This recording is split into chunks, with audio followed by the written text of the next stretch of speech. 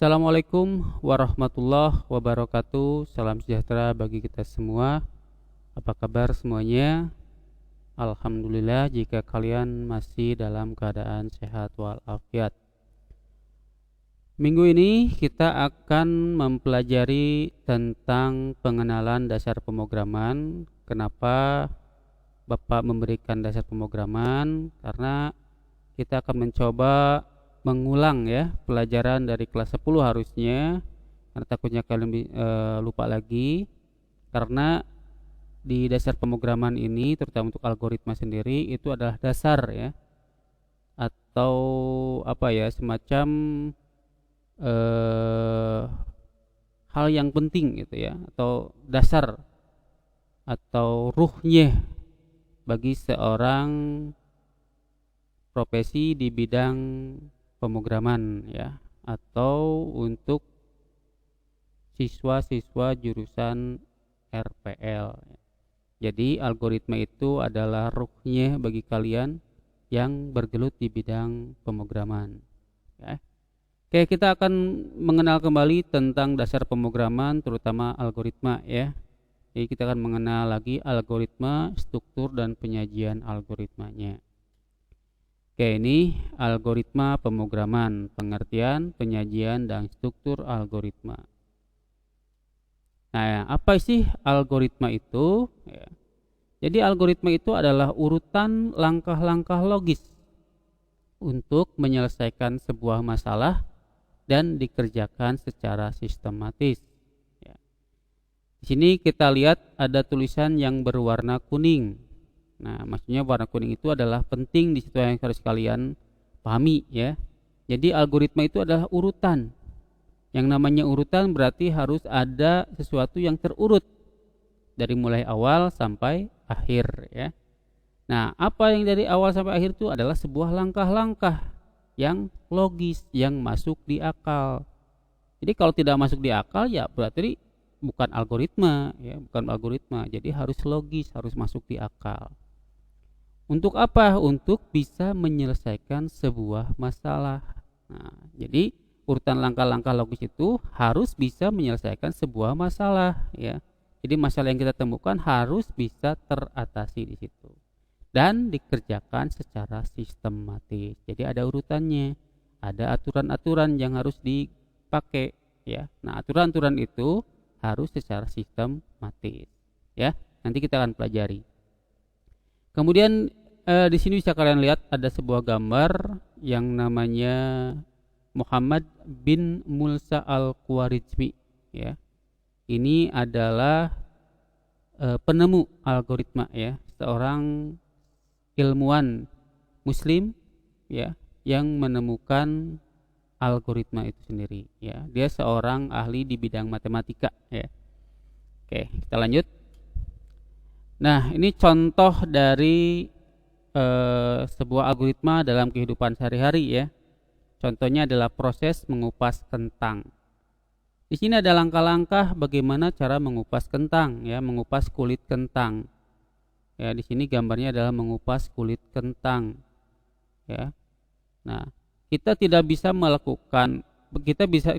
menyelesaikan masalah mengupas kulit kentang tanpa tahu bagaimana cara mengupas kulit kentang ya. Dan kita bisa melihatnya, bisa menganalisisnya dari langkah apa hal yang kita kerjakan di sana ya, ketika kita mengupas kulit kentang. Langkah-langkah mengupas kulit kentang ya, kulit kentang. Yang pertama adalah ambil kentangnya. Tentu saja karena itu adalah objek yang akan kita kupas ya.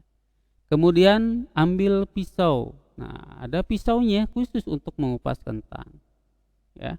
Kemudian 3, lakukan mengupas kentang menggunakan pisau dimulai dari bagian atas ke bagian bawah.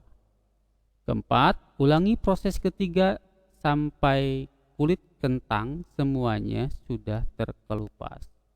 Dan kelima, terakhir sajikan atau simpan kentang yang sudah dikupas kulitnya di tempat yang sudah disediakan. Nah, di sini bisa kita lihat proses awal sampai proses akhir. Dari proses pertama sampai proses kelima. semuanya dilakukan secara berurutan. Tidak boleh langsung berpindah ke langkah yang selanjutnya, ke langkah yang lain. Harus berurutan. Kenapa? Karena itu adalah langkah-langkah yang sistematis. Gitu maksudnya ya. Jadi berurutan tuh dari angka 1, 2, 3, 4 sampai 5. Lalu apa yang bisa kita ambil dari proses mengupas kulit kentang tadi? Nah, yang pertama adalah masalah yang bisa kita temukan adalah bagaimana cara mengupas kulit kentang. Itu masalah bagi orang yang tidak tahu bagaimana cara mengupas kulit kentang, ya. Jadi di sini sebuah masalah, ya. Jadi komputer itu ya, ini aja buat biar kalian tahu aja. Komputer itu sebenarnya bodoh. Yang membuat jadi pintar adalah manusianya sebenarnya. Jadi komputer itu akan pintar kalau manusianya lebih pintar, gitu ya. Jadi komputer itu akan berjalan kalau ada yang namanya sistem operasi. Lalu sistem operasi yang buat siapa? Ya buat manusia, gitu ya. Jadi komputer itu adalah barang yang bodoh. Nah, disimpanlah sebuah program yang sistematis, yang secara berurutan, yang terkandung dalam algoritma itu sendiri. Nah, makanya komputer bisa mengerjakan perintah-perintah yang kita inginkan, ya. Jadi intinya itu. Jadi sebenarnya komputer itu bodoh gitu ya. Dia tidak akan tahu tanpa diberikan perintah, ya. Nah, karena saking bodohnya, maka masalah mengupas kentang buat komputer itu adalah sebuah masalah yang harus kita pecahkan, yang harus kita selesaikan. Nah, itu yang pertama ya, yaitu masalah. Kedua, mengupas kentang membutuhkan sebuah urutan langkah-langkah yang logis dalam mengupas kentang. Jadi ada langkah-langkah yang logis, ya. Contoh misalkan kalian langkah-langkah pertama mengambil kentang, kedua mengambil golok atau mengambil pacul. Nah, pertanyaannya sekarang, apakah mengambil pacul bisa menyelesaikan masalah untuk mengupas kulit kentang tadi? Ya kita tahu ya, yang namanya pacul bukan untuk mengupas kentang, tapi mencangkul tanah gitu. Nah, berarti kan tidak dimasuki akal. Nah, maksudnya seperti itu ya. Jadi harus logis, harus masuk di akal. Jadi mengupas kentang membutuhkan sebuah urutan langkah-langkah yang logis dalam mengupas kentang. Nah, yang ketiga adalah membutuhkan inputan berupa kentang dan pisau. Itu adalah sebuah inputan, disajikan, diinput, diambil. Ya, sorry. Ya. Nah, jadi mengambil kentang dan mengambil pisau itu adalah sebuah inputan, ya, sebuah inputan. Kemudian yang keempat adalah proses mengupas kulit kentang dikerjakan secara terurut dan sistematis. Tadi di langkah-langkah kan ada ya, dari atas ke bawah, kemudian ulangi dan sebagainya, gitu ya. Nah, yang kelima, batasi proses hanya sampai menyajikan kentang yang sudah terkelupas kulitnya. Itu adalah outputnya, hasil yang kita selesaikan, masalah yang kita selesaikan, tujuan yang ingin kita capai, itu harus dibatasi. Jadi jangan sampai kemana-mana. Tuh. Contoh misalkan judulnya adalah, masalahnya adalah mengupas kulit kentang, tapi kalian menyelesaikannya sampai kentangnya menjadi sayur. Nah, itu beda lagi ceritanya ya. Jadi batasi prosesnya. Jadi algoritma itu harus dibatasi tergantung tujuan atau masalah yang akan kita selesaikan. Nah, judulnya apa nantinya? Itu ya. Jadi judulnya judul dari algoritmanya apa? Nah, itu menjadi sebuah tujuan buat menyelesaikan masalahnya. Tujuan untuk yang akan kita capai. Nah, mari kita bandingkan dari dua gambarnya dia, dua proses tadi, antara algoritma dengan mengupas kulit kentang ya. Pertama, algoritma itu harus ada masalah ya. Nah, di mengupas kulit kentang, masalahnya adalah bagaimana cara mengupas kulit kentang, itu masalah. Lalu harus ada inputan. Nah, inputan di sini ada kentang dan pisau. Dan ketiga ada urutan langkah-langkah logis. Nah, di sini tertera langkah-langkah mengupas kulit kentang yang logis. Tadi ya, yang menggunakan pisau kulit, menggunakan pisau untuk mengupas, yang menggunakan pacul, apalagi menggunakan gergaji, ya itu tidak masuk di akal. Yang keempat ada sistematis. Nah, dikerjakan secara sistematis, ya. Harus mulai dari langkah awal, kedua, ketiga, seterusnya, kalau perlu diulang dan sebagainya. Nah, itu adalah sistematis, ada aturan di situ. Yang kelima ada output. Nah, di sini outputnya atau tujuan yang kita ingin capai adalah kulit kentang terkelupas, gitu ya. Jadi dibatasi di situ, sampai situ aja, gitu ya. Tergantung keperluan, sekali lagi tergantung keperluan. Ya, yang penting kita yang harus kita ingat adalah sebuah program itu paduan dari algoritma plus bahasa pemrograman. Jadi sebuah program itu tidak akan ada kalau tidak ada dua hal ini. Yang pertama ada algoritma dan yang kedua ada bahasa pemrograman. Kalau kita gabungkan antara algoritma dengan bahasa pemrograman, maka jadilah sebuah program atau perangkat lunak yang sering kita gunakan di perangkat gadget kita. Ya, baik di komputer, di HP kalian ya, yang setiap hari kalian gunakan itu adalah kumpulan dari program-program ya. Nah, program-program tersebut dibuat dari algoritma dan bahasa pemrograman. Lalu siapa yang membuatnya?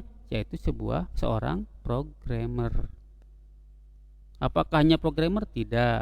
Ya, masih banyak bagian-bagian yang bisa kalian pelajari. Ada yang disebut dengan sistem analis, ada disebut dengan network administrator dan sebagainya, tergantung dari profesi masing-masing, bagian masing-masing. Oke ya, itu jadi ingat ya, sebuah program itu gabungan dari algoritma ditambah bahasa pemrograman ya. Oke, nah ini ada penyajian algoritma ya. Penulisan algoritma itu ada 3, yaitu bagian kepala ya, bagian header atau kepala, yaitu untuk menyatakan judul dari algoritmanya. Nah, untuk menyatakan judulnya ada di sini ya. Biasakan untuk penulisan judul itu tidak boleh menggunakan spasi ya. Kalau bisa menggunakan garis bawah atau underscore untuk memisahkan dua katanya. Nah, yang kedua ada deklarasi atau kamus data, yaitu untuk mendeklarasikan sebuah data ya, mulai dari tipe datanya, panjang datanya dan sebagainya ya. Untuk apa? Untuk menyimpan sebuah variabel nanti di situ. Ketiga ada deskripsi. Nah, deskripsi adalah untuk menuliskan langkah-langkah algoritma dari awal sampai akhir ya. Tadi langkah-langkah mengupas kentang itu langkah-langkahnya di situ gitu ya. Mulai dari input, mulai dari ini sebagainya, itu maka dituliskan di bagian deskripsi. Nah, kemudian kita akan mengenal dengan struktur algoritma. Struktur algoritma itu ada 3 jenis ya, 3 bagian. Pertama ada runtutan, yaitu proses pekerjaannya dikerjakan secara dari awal sampai akhir ya, berurutan ya, dari 1, kedua, ketiga. Kalau ada pengulangan berarti pengulangan diulang lagi ke angka 2 ya, atau ketika ada pemilihan nanti gimana, itu harus berurutan ya, sampai prosesnya selesai, sampai masalah yang kita ingin cari solusinya tercapai gitu ya. Nah, yang kedua ada seleksi atau percabangan. Nah, ini proses pemilihan atau seleksi ya. Nanti di algoritma kalian itu akan bukan harus ya, ada kemungkinan bisa terjadi pemilihan. Contoh misalkan kalau kita sehari-hari itu, misalkan kalian lagi jalan pulang ke rumah ya, tiba-tiba kalian menemukan 2 jalan yang harus kalian pilih. Misalkan yang satu misalkan jaraknya 100 meter, yang satu lagi jalannya yang 50 meter. Nah, kalau tujuan kalian pulang ke rumah pengen cari yang tercepat, maka pilihnya yang 50 meter. Tapi kalau tujuan akhirnya kalian pengen mencari pulang ke rumah dengan jalan yang terlama, maka pilihlah yang 100 meter. Ya, nanti kita akan jelaskan satu persatu ya, sambil berjalan, ya. Kemudian yang ketiga, pengulangan atau proses yang dilakukan secara terus-menerus, ya, secara berulang, secara berulang gitu ya, sampai kondisinya tercapai. Jadi nanti ada di algoritma itu ada langkah-langkah yang dilakukan secara berulang, ya. Banyak contohnya, misalkan kayak menentukan kelulusan, ya. Misalkan menentukan kelulusan itu kalau misalkan nilai di atas 75 maka dinyatakan lulus. Tapi kalau tidak, maka lakukan lagi ulangan susulan gitu. Terus sampai nilainya di atas 75. Atau ada ulang yang dilakukan secara terus menerus, ya. Misalkan 10 kali pengulangan dan sebagainya. Nah, ini jenisnya banyak nanti, ya. Kita akan lihat, kita akan pelajari di pertemuan-pertemuan berikutnya. Nah, di sini ada penyajian algoritma. Penyajian algoritma sebenarnya banyak, ya. Tapi yang kita harus ketahui itu ada dua, ya. Pertama ada menggunakan flowchart, yaitu menggunakan notasi atau simbol, ya. Di sini ada simbol-simbolnya, nanti kita akan pelajari. Kemudian ada juga menggunakan pseudocode, yaitu menggunakan bahasa yang mendekati manusia, yang mudah dimengerti lagi manusia gitu, ya. Nah, di sini ada flowchart, itu ada gambar, ya. Nanti kalian akan belajar menggambar sebenarnya, ya. Di sini algoritmanya dinyatakan dalam bentuk gambar atau simbol-simbol. Pertama ada tanda panah. Tanda panah ini adalah flow direction, ya, untuk menghubungkan antara simbol satu dengan simbol yang lain. Disebut juga dengan connecting line. Kemudian ada terminator. Terminator itu simbol untuk permulaan, mulai dari awal dan akhir. Ya, jadi dari awal sampai akhir itu harus ada bagian gambar dari terminator simbol ini. Simbol terminator ini, ya. Kemudian ada connector simbol yang bentuknya lingkaran, yaitu untuk keluar masuk atau penyambungan proses dalam lembar atau halaman yang sama, ya. Nanti kalau misalkan ada proses yang harus bersambung, nah itu bisa gunakan simbol ini. Lalu ada konektor simbol yang kedua yang bentuknya seperti segi 5, ya, yaitu simbol untuk keluar masuk atau penyambungan proses pada halaman yang berbeda, ya. Jadi kalau misalkan kira-kira kalau menggambarnya menghabiskan satu halaman, kemudian selesai, pengen digabungkan dengan halaman lain, maka gunakan konektor tersebut. Lalu ada gambar yang segi 4, ya, persegi panjang, itu proses simbol, ya, processing simbol. Jadi simbol untuk proses yang menunjukkan pengolahan yang dilakukan oleh komputer. Nah, ini biasanya lebih ke rumus-rumus, ya, rumus-rumus perhitungan dan sebagainya. Nah, itu di sini. Lalu ada manual operation, yaitu simbol yang menunjukkan pengolahan yang tidak dilakukan oleh komputer. Kemudian ada simbol decision atau pemilihan, ya, simbol pemilihan. Ini berdasarkan kondisi yang ada. Nah, ini gambarnya seperti ini. Jadi kalau kalian misalkan suruh memilih, ini simbolnya ada di sini, ya. Silakan. Ingat, pemilihan itu ya kalau nggak pilih satu ya pilih yang kedua gitu. Nggak bisa pilih dua-duanya, ya. Kemudian ada simbol input output. Nah, ini simbol yang menyatakan proses input dan output. Seperti tadi contoh misalkan input pisau, input kentang. Nah, itu masih simbolnya di situ, nanti kalian tuliskan di situ. Ada lagi simbol manual input, simbol preparation, predefined process, ada display, ada simbol disk, ada simbol magnetic tape, simbol punch card, dan simbol dokumen, ya. Itu masih banyak contoh-contohnya. Nah, kalau yang pengulangan itu menggunakan simbol direction, ya, ke atas gitu. Jadi prosesnya itu diulang. Nah, kemudian ada pseudocode. Nah, pseudocode itu menggunakan bahasa yang mendekati manusia, ya. Di sini contohnya adalah tadi, ya, ada algoritma, ada deskripsi, ada deklarasi, ada deskripsi. Nah, algoritma yaitu menentukan, ini contohnya adalah menentukan nilai terbesar dari 3 bilangan, ya. Inputannya ada A, B, C, dan terbesar. Deskripsinya urutannya dari tadi, ya. Read hampir sama dengan flowchart, ya. Kalau flowchart itu gambarnya dimulai dari start, ya. Nah, di sini juga dari bagian deskripsi mulainya. Nah, di situ bisa urutannya hampir sama nanti dengan simbol contoh gambar dari flowchart, ya. Ada read, ada if. Nah, if itu pengulangan pemilihan, ya. Pemilihan read, A, B, C, if A lebih besar dari B and A lebih besar dari C, maka nilai terbesarnya adalah A dan sebagainya terus ya. Ini menggunakan bahasa-bahasa yang bisa dimengerti atau mendekati bahasa manusia ya. Kita tahu ya, read itu kan kalau dalam bahasa Indonesianya adalah membaca, baca.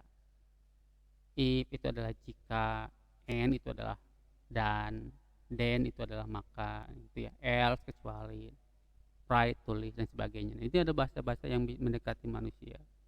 Nah, ingat ya, di algoritma itu, di pseudocode itu ada simbol tanda panah yang kebalik. Nah, ini bisa diartikan bahwa nilai A dibacanya gini ya, bukan terbesar sama dengan A, bukan, tapi A diinputkan ke nilai terbesar. Contoh misalkan nilai A adalah 10, nilai B adalah 2, nilai C adalah 7. Maka kan kita bandingkan, masukkan nilai A itu ke sini. A tadi 10. 10 lebih besar dari 2. Betul kan? Kalau betul maka tulis di sini true. And A lebih besar sama dengan C, artinya 10 lebih besar sama dengan 7. Maka nilainya harus true. Nah, true dan true, benar dengan benar, maka hasilnya adalah benar. Ingat pelajaran sistem komputer ya, ada gerbang logika. Jika dia operatornya N, maka pernyataan kedua-duanya harus benar kalau pengen benar. Salah satu saja ada yang salah atau kedua-duanya salah, maka nilainya jadi salah ya. Karena di sini nilai kedua pernyataan ini benar, maka nilainya pasti adalah true. Nah, kalau true maka yang dikerjakan yang langkah yang pertama. Kalau di sini misalkan salah satu ada yang nilai salah, maka yang dikerjakan adalah langkah yang kedua yang else. Jadi jika benar maka lakukan ini. Jika ininya salah maka lakukan yang ini. Nah, ini if seperti itu logikanya ya. Logika lah, kalau itu logika. Nah, kemudian 10, kalau tadi kan nilai 10, maka 10 ini dimasukkan ke nilai terbesar. Jadi muncullah write di sini, tampilkan tulisan terbesar, maka nilainya adalah 10. Tuh ya. Oke.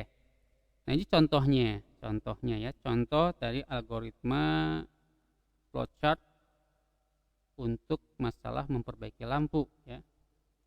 Nah, inputannya adalah prosesnya di sini adalah lampu tidak berfungsi. Ya, lampu tidak berfungsi itu bisa banyak proses ya di dalamnya, misalkan mati, rusak dan sebagainya ya. Nah, kemudian ada pilihan nih. Jika lampu terpasang ya, kondisinya bisa seperti itu ya. Lampu tidak berfungsi berarti lampunya apakah terpasang atau tidak gitu. Cek dulu gitu kan. Kalau terpasang, maka lakukan ke pilihan yang ya. Kalau tidak, maka pasanglah lakukan pasang lampu. Ya. Jadi kalau misalkan ada lampu ini tidak berfungsi, cek dulu apakah lampunya terpasang ya atau tidak. Kalau tidak, maka lakukan proses pasang lampu. Selesai di situ. Perbaiki lampunya. Kalau nyala berarti dia perbaiki lampunya, selesai. Tuh, ya. Tapi kalau misalkan lampunya terpasang, tanyakan lagi, apakah bola lampunya terbakar atau tidak? Ya atau tidak. Kalau iya, ganti bola lampunya. Logikanya seperti itu ya, masuk di akal kan? Nah, kalau tidak, maka perbaikilah lampunya, gitu ya. Seperti itu sebenarnya. Jadi harus masuk di akal loh algoritma itu ya. Itu contohnya. Nah, yang kedua ini contoh pseudocode ini menentukan nilai terbesar dari 3 bilangan. Ini sudah Bapak jelaskan tadi ya. Ada 3 bilangan yang diinputkan, kemudian dibandingkan ada 3 bilangan itu. Kalau sudah ditemukan nilai yang terbesar, maka lakukan yang pertama. Kalau belum, mungkin lakukan yang ketiga. Tampilkan. Oke. Itu ya. Sekian untuk pelajaran pemrograman dasar untuk pertemuan pertama ini. Ingat ya, semangat terus walaupun harus pembelajaran dalam kondisi online ya. Itu sekian dari Bapak. Terima kasih. Assalamualaikum warahmatullahi wabarakatuh.